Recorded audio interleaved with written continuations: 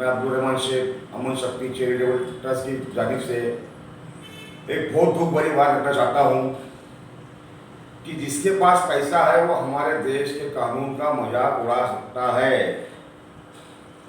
अगर ऐसा नहीं है, अर्नब गोस्वामी रिपब्लिकन भारत का चीफ एडिटर कल छूटा और फिर आज भोंकने लगा।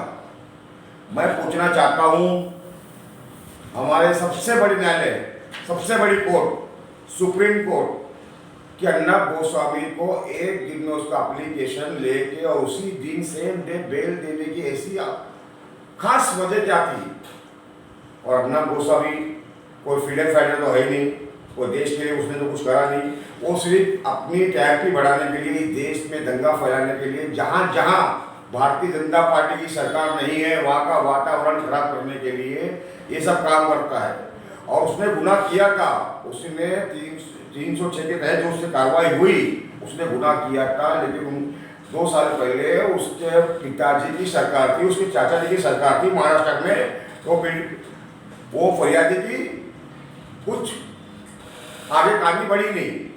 लेकिन दूसरी सरकार आने के बाद में उस फरियादी ने सरकार को वापिस से अपना एप्लीकेशन दिया, तो उस पर कार्रवाई हुई। तो मैं सुप्रीम कोर्ट से पूछना चाहता हूँ कि गलत हुआ क्या जो आपको सेम डे सेम दिन उसको बेल देना पड़ी, ताकि जो भोगता था अब उससे ज़्यादा भोग रहा है। तो सुप्रीम कोर्ट को मैं एक आम नागरिक होने के नाते मैं एक लेटर भेज रहा हूँ, कृपया इस पर गौर फरमाए कि ऐसी क्या जरूरत आनी पड़ी थी कि अगर उसी दिन अर्नब गोस्वामी पूछता है भारत, बोलता है भारत, तो आज भी मेरे साथ सुप्रीम कोर्ट से पूछता है भारत कि ऐसी क्या घाई थी कि अर्नब गोस्वामी की जान सबसे कीमती जान है और जेल में और कैदी नहीं है जिनको कोर्ट बाद में बेगुनाह साबित करती है। मैं इतना बड़ा आदमी नहीं हूं, लेकिन सवाल उठाना मेरा अधिकार है, मैं भी लोकतंत्र में जी रहा हूं।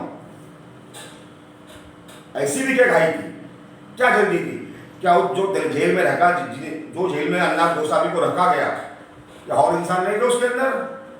मैं समझता हूँ कम से कम वो जेल में 3.5-4 हज़ार का टोटल होगा, तो उसमें एक अर्नब गोस्वामी सबसे बड़ा निकला। और उसी जेल के अंदर अर्नब गोस्वामी में जो 306 के तहत धारा लगाई गई थी, मैं समझता हूँ कि 300, 400, 500 कैदी उसके अंदर ये धारा क्या हो गए? क्या अर्नब गोस्वामी का पैसा था इसलिए वो सुप्रीम कोर्ट ने उसकी बात सुन ली? मैं ये समझूँ, मैं क्या समझूँ? वो पहले बेल मांगने का हाई कोर्ट ने जो लो होता है वो हिसाब से कायदा बताया कि आप सेशन कोर्ट में जाओ। तो चाचा और मुंह बोले बाप के बोलने के ऊपर सुप्रीम कोर्ट में चले गया। वो डॉक्टर भीमराव बाबा साहब अम्बेडकर का जो संविधान बनाया हुआ है, जो भारत सभी भारतीय के लिए एक जैसा है, तो फिर अर्नब गोस्वामी को किस बुनियाद पे इतनी घाई से बेल दी गई? मेरे साथ पूछता है भारत, मेरे साथ पूछता है भारत। और मैं उस जेलर से पूछता हूँ जो तलोजा जेल का जेलर है कि हम जब जेल में कैदी को लेके आते हैं, उसे सबसे पहले अफ्टर में रखा जाता है। अफ्टर में अगर कोई बहुत बड़ा टेररिस्ट है, कोई बहुत बड़ा आतंकवादी है, तो उसको सेपरेट में रखते हैं। लेकिन सबके साथ जो होता है मैं वो बता रहा हूँ। फिर सुबह जब बंदी खुलती है, बंदी खुलने के बाद मैं समझता हूँ कि जेल के जो नाई होते हैं, बाल काटने वाले, दाढ़ी बनाने वाले, वो हर किसी के बाल काटते हैं। ये हिंदुस्तान की सारी जेल का नियम है। तो अर्नब गोस्वामी के बाल कटे क्यों नहीं 8 दिन के अंदर रहने के बाद? क्योंकि वो भी अन्य टाइम में गया था, जेल में गया था। इतनी अच्छी उसको फैसिलिटी किसके बोलने में दी गई? भारतीय जनता पार्टी के। और सुप्रीम कोर्ट के सामने मैं हाथ जोड़ के विनती करता हूँ कि ये मेरा सवाल है, मुझे इसका जवाब मेरे एड्रेस पे भेज देना।